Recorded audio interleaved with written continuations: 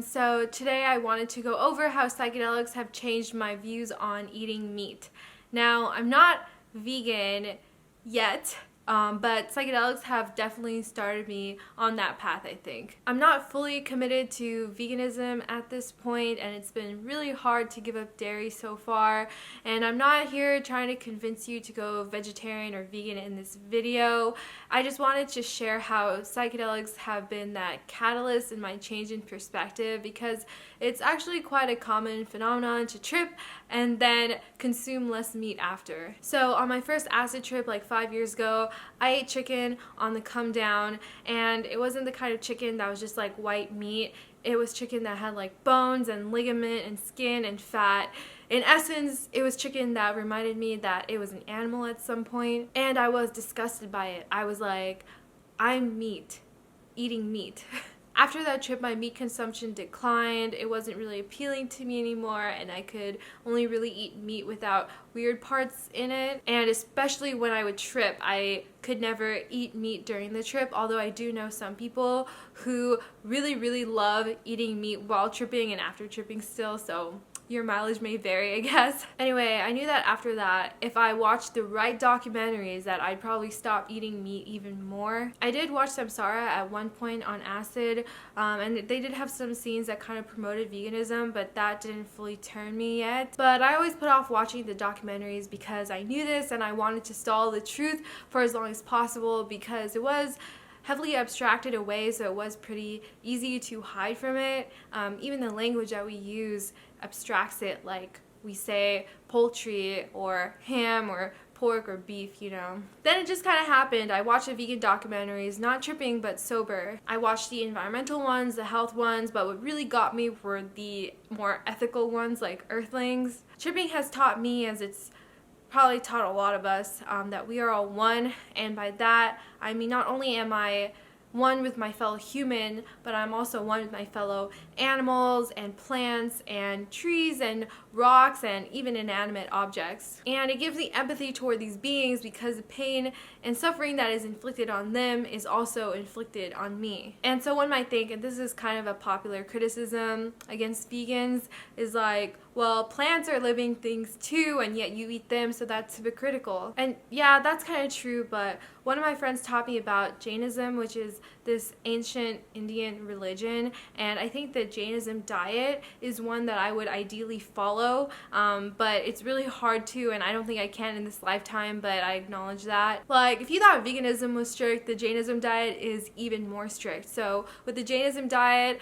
like, you can't eat meat or dairy or eggs or things like that, but you also can't eat root vegetables, so things like potatoes and onions. So I know, right? You can't eat potatoes or onions, but the idea behind this is that, like, when you eat the root vegetable, you're killing like the whole plant, versus something like when you eat an apple, you're just taking a part of the tree, so it's not like you're killing the whole tree being. So as I said, I really don't have the willpower to go through with a full Jainism diet, but I really respect it, and I think it's the most ethical diet that I've heard of yet. And as I said, I still eat some meat and dairy right now, although I do try to limit my consumption of these like violent foods, and I think that trying to limit it is better than not trying to limit it at all. I know there are some vegans who would disagree with me, but I'm just trying to take it one step at a time, okay? And I don't really eat much meat anymore, but when I do, I really try to stop and be cognizant and give thanks to the animal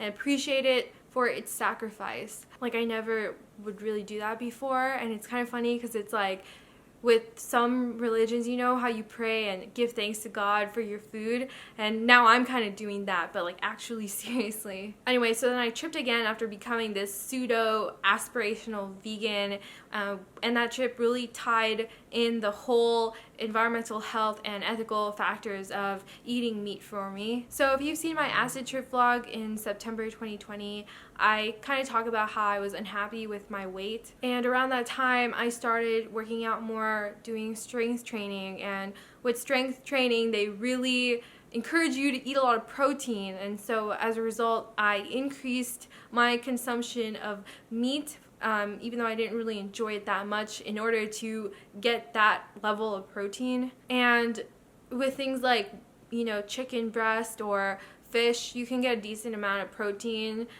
for a pretty lowish amount of calories, so it seemed like a good deal. But then, you know, I watch the documentaries, and then now my meat consumption is probably the lowest it's ever been. But when I transitioned to the lower meat diet, it was really hard for me to get enough protein without consuming too many calories, and I was like, is this worth it? Like, I was feeling hungrier and emptier, and I wasn't making as much progress at the gym, etc. So when I tripped, I thought about all of this, and I was like, why is it that protein, especially from meat, tastes so damn good? And I think it just comes down to energy. Energy tastes good. Like, a calorie is just a measure of energy, and things that are high caloric content taste hella good. Like, I love Cinnabon, and do you know how many calories are in one classic Cinnabon roll? It's like 900 calories. It's insane. So then watching the environmental vegan documentaries, they talk about how feeding just one cow takes up hella plants. So it's like all the energy from all those plants go into this cow, and then the cow with all its life and energy go into you, and it's like this huge transferring of energy, and it just tastes good. But that's like one of the environmental critiques of animal production, is it just takes up so much energy. And I think that's why meat tastes so freaking good. It's just all that energy. So what is bad about eating so much energy? Well, I think, as with all things in life, you have to find a balance. When you think of a healthy person, they're not underweight, they're not overweight, they have a balanced energy intake and output. And I guess now I view eating meat as an overconsumption of energy if you eat it too often. It's like all those plants sacrificed to feed these animals, and these animals' lives sacrificed to feed me. So now I view eating meat as a kind of special treat, and try to eat more plants instead as a way to not overeat energy.